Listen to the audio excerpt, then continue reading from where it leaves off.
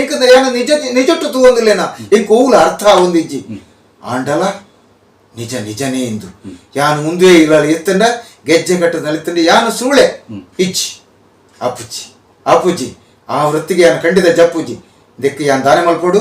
ಅವ್ರು ಏನು ಮಾಡಿದ್ರು ಅಂದರೆ ರಂಗಸ್ಥಳದಲ್ಲಿ ಕೈ ಹಿಡಿದು ತಿರುಗುವ ಹೊತ್ತಿಗೆ ಪಕ್ಕನೆ ಕೈ ಬಿಟ್ಟದ್ದು ನಾನು ಬೆಟ್ಟದಲ್ಲಿ ನಾನು ರಂಗದಿಂದ ಹೊರಗೆ ಹೋಗಿ ಬಿದ್ದು ಮೂರ್ಛೆ ಹೋಗಿದೆ. ನಮ್ಮ ದಿವಸವೇ ಕುಳಾಯಿಯ ವಿಷ್ಣುಮೂರ್ತಿ ದೇವಸ್ಥಾನದ ಬಳಿಯಲ್ಲಿ ಆದ ಪ್ರಸಂಗಕ್ಕೆ ಆ ದಿವಸ 27,000 ರೂಪಾಯಿ ಕಲೆಕ್ಷನ್. ನೀನು ಒಳ್ಳೆ ವೇಷ ಅಂತ ನನಗೆ ಅನ್ನಿಸಿದ್ರೆ ನಾನು 13,000 ಕೊಡ್ತೇನೆ ನಿನಗೆ ಅಂತ ಹೇಳಿದ್ರು ಕೂಡಲೇ. ಅಲ್ಲಿ ನನ್ನನ್ನು ಸ್ವಲ್ಪ ಮನೋಹರ್ ಕುಮಾರ್ ಇವ ಇನ್ನು ಹೆಚ್ಚು ಮೆರಿಬಾರ್ದು, ಇವನನ್ನು ಸ್ವಲ್ಪ ತಗ್ಗು ಮಾಡಬೇಕು ಅಂತ ಹೇಳಿ ಪ್ರಯತ್ನ ಪಟ್ಟರೋ ಏನೋ ಗೊತ್ತಿಲ್ಲ.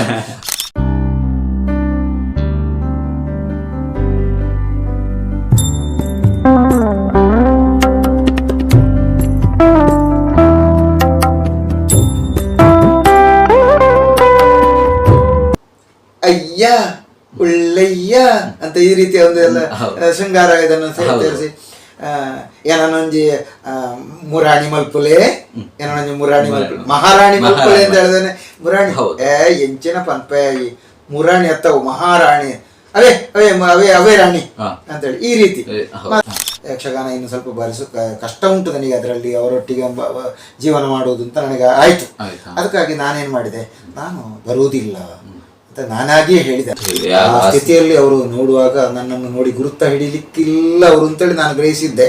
ಆದರೆ ನಮ್ಮ ದೇವರದಿಂದ ನಮ್ಮ ಯೋಗವೋ ಏನೋ, ನಾನು ಮತ್ತು ದೆಬ್ಬರಸಮ ಅವರಿಗೆ ಎದುರಿಗೆ ಹೋಗಿ ಅಮ್ಮಣ್ಣರೇ ಭಾಗವತರೆ ನಮಸ್ಕಾರ, ನಾನು ಅಂಬಾ ಪ್ರಸಾದ ಅವರು ದೆಬ್ಬರಸಮ ನಾನು ಅಂತ ಹೇಳ್ತಾ ಇರುವಾಗಲೇ ಅವರು ಕೂಡಲೇ ಅಲ್ಲಿಗೆ ಈ ಕಣ್ಣು ಬಿಟ್ಟೊಮ್ಮೆ ನೋಡಿದರು.